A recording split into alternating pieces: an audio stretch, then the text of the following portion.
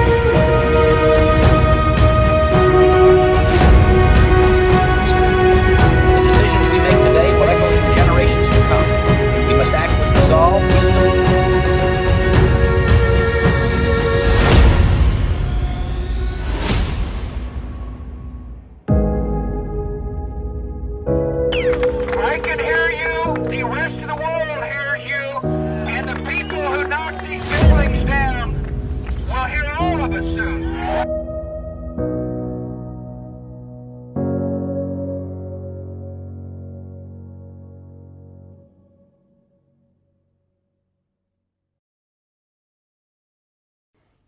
What happens when a man of humble beginnings is suddenly handed the shattered pieces of a nation still bleeding from the Civil War?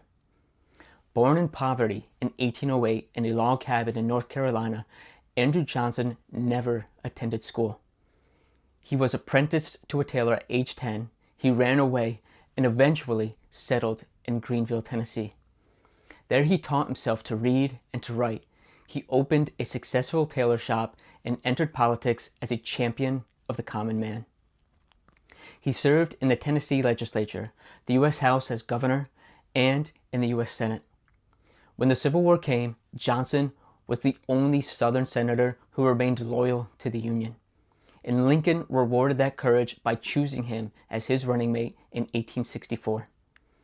Just weeks after the inauguration, Lincoln was assassinated, and Johnson became the 17th President of the United States of America. Johnson inherited a nation in ruins. The South lay devastated. 4 million newly freed people needed a place in American society. Radical Republicans in Congress demanded harsh punishment for the South, while Johnson believed in a more lenient Reconstruction that would quickly restore the Union and the Constitution. The clash between President and Congress would define his entire term and lead to the first impeachment of the U.S. President.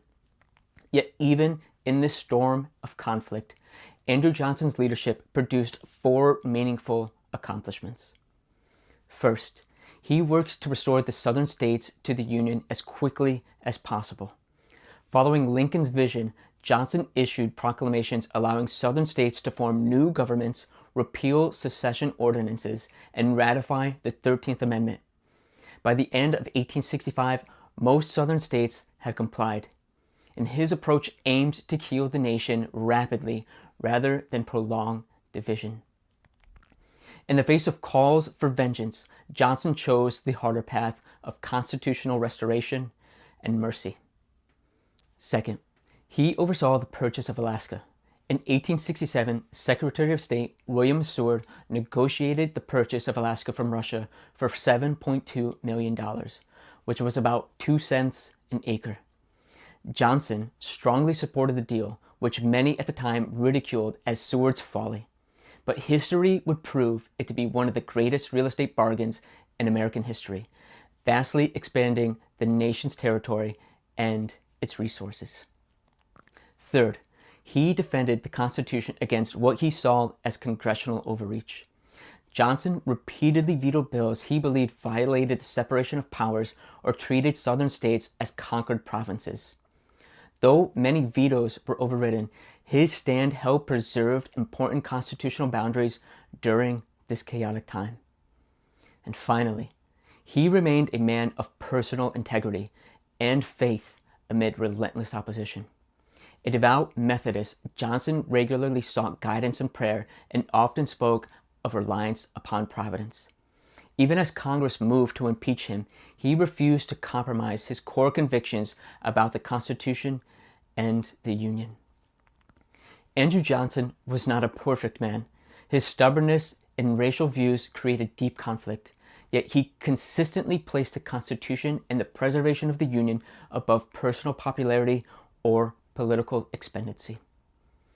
Today, as our nation faces new divisions and questions about proper limits of power, Johnson's story offers a sobering reminder. Leadership in crisis is not always about winning every battle or pleasing every faction. Sometimes it is about standing firm for constitutional principles even when it costs you dearly. In our time of polarization, we are reminded that preserving the Union requires both courage and humility. Courage to defend what is right, and humility to trust that the same overruling providence that guided imperfect men like Johnson is still at work in our nation today. He calls us to examine our own hearts, to pursue justice tempered with mercy, and to trust that God's purposes will ultimately prevail. The tailor from Tennessee gave everything that he had to hold the Union together after the man who freed the slaves was gone.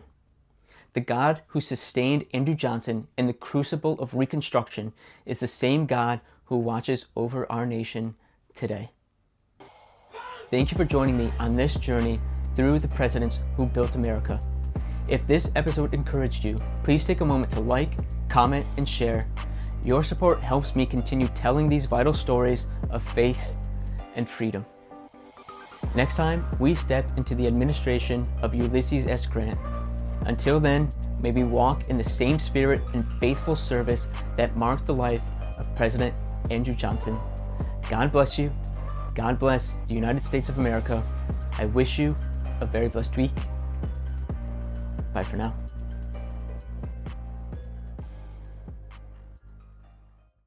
Hey everyone, I hope you're all doing very well, and I hope you are truly enjoying the Faith and Freedom series of America's presidential history. I just want to do a little plug in regards to this venture that I'm on. Recently, I just opened a shop for merchandise in regards to this series that I'm doing. So it's Faith and Freedom, it's the Bible studies that I'm doing, and I'm going to start incorporating some of the books that I've been talking about as well. Right now I'm wearing, if you can see, this is some of the merch that I have celebrating America's 250th anniversary. This is just a long crew neck with some fleece lining. On the sleeve we have American flag patch. I have some other items here. This is just your standard polo. So you can see, got the little 250th anniversary mark on here as well. And I also created a hat. So we have this hat here. I hope it comes in focus. This says pretty much what this is as well. So these are kind of like a combo. And then I also have a hoodie that looks very similar to this. This also has a fleece lining, and very comfortable, light, so perfect for summer nights in upstate New York or in the Midwest, upper Midwest, if you're in those areas. I have a lot more merchandise coming in about a week and a half, and so I will let you guys know when that appears as well. You can go to two websites. You can go to the landing page, my main website, which is just oaktree.productions, or if you want to go just to the shop itself, you can go to oaktreeproductions.shop. On top of that, I also am an author, and I finished writing a book and published it maybe about 2 years ago. And the book is called The Hymns of God and Men. And it is a faith-based fantasy novel. It follows the story of 10 individuals from a first-person perspective. Each individual character has a first-person perspective as they navigate a post-World War event. And so you're following the journey of these characters, and their journey ends up leading to another civil war. So if you're interested in politics or theology, or you just love fantasy books in general, there's I'll say there's some magic elements to it. It's not magic. It is something else, something more divine, and that gets revealed later on in the series. But yeah, I just wanted to kind of let you know what I was doing behind the scenes as well. So I created this shop. I'm an author. You can find this book on Amazon, Barnes & Nobles, any online book retailer, you can find it. I will also be having, I'm almost done with book 2, sequel to this, and book 3 as well. So this will be a 4-book series. And yeah, books 2 and 3 should be coming out later this year in December. That's tentative. It's not quite official, but that's my ambitious goal right now, is to get those 2 books out in December. And then I'm also working on a young adult novel, probably from the ages of, we'll say 10 to 14. That middle school, like end of middle school, starting high school, maybe a little bit beyond high school kind of age range. And there's no work, I don't have a working title for this book that I'm working on, but it is about a young 12-year-old farmer boy in upstate New York, in like the Niskayuna unit area, if you're familiar with New York at all. And he goes on a journey. It's an adventure story, and he goes on a journey to find a cure for someone that is ailing and sick in his family, and he's going to find this cure for this person. And so it's an adventure story that is about faith and knowing what your self-worth is, and building up a confidence within yourself to go out in life with these amazing adventures, and just trusting in Providence along the way on your journey. So yeah, this is what I'm working on behind the scenes. I know you guys are just seeing these videos that I'm posting out weekly, but I wanted to let you know kind of what else I was doing. So if you go to those 2 websites, oaktree.productions, that's the main landing page, and that tells you pretty much everything that Oaktree Productions is. It is a studio that I'm working on, where I want to have animations and documentaries and full-scale movies at some point. So that's my ambitious goal with this studio. I want to obviously keep on releasing more books, and in the meantime, to help kind of just get my name known, I started up a shop. The quality of this stuff is pretty good. I make sure that I order everything first, and make sure that the samples are quality, and it's something that I would actually wear. I'm not going to give to you something that I personally wouldn't wear, either if the material's just not right, or the printing or the embroidery looks too cheap or something like that. So you can ensure that it is quality material. Oh, speaking of which, if you want your hoodie to hoodie, so I like a more fitted hoodie. So this fits, snug on me. But if you want your hoodie to hoodie, and you want this guy right here, get a size up. because your hoodie won't hoodie then if you don't get a size up. So yeah, get a size up if you want a baggier look. But yeah, I just wanted to let you all know what I was doing behind the scenes. And thank you so much for your support, for everyone that is watching these series. It means a lot to me. I know my channel is incredibly small. It says that I have 15,000 subscribers, but that's not true. I had run 2 promotions on 2 short videos, and I ended up just getting a ton of bot subscribers. I maybe have 1,000 to 1,200 actual subscribers, and to the 10 to, we'll say 10 to 15, maybe 20% that actually watch my stuff consistently. Thank you so much. I appreciate every single one of you. So thank you. God bless you. God bless the United States of America. More content to come. I have so many ideas in my head that I'm just can't wait to share with you all. So yeah, here's to the future. God bless you. Bye for now.